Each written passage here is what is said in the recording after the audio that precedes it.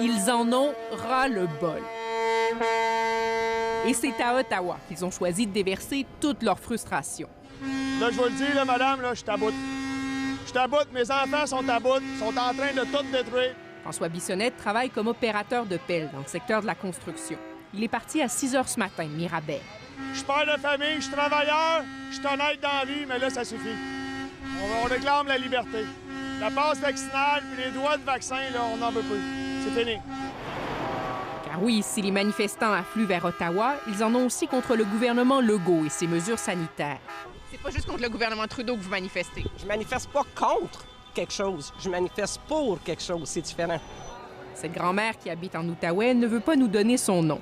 Elle entend revenir au centre-ville toute la semaine s'il le faut. Pourquoi on est ici pour apprendre nos libertés? Pour arrêter de porter un masque, pour que nos enfants soient libres, pour que mes petits-enfants aillent à l'école sans masque. Et des enfants, il y en a dans la foule, comme Tyler et son petit frère de 6 ans, Wesley, qui sont venus de Sarnia, en Ontario. Ils ont préparé des dessins pour les camionneurs. Les coups de klaxon sont tellement assourdissants qu'on a du mal à leur parler. So thank them for what they're doing. En début d'après-midi, la foule se densifie. On peine à se faufiler entre les milliers de manifestants non masqués. Les policiers d'autres villes ont même été appelés en renfort.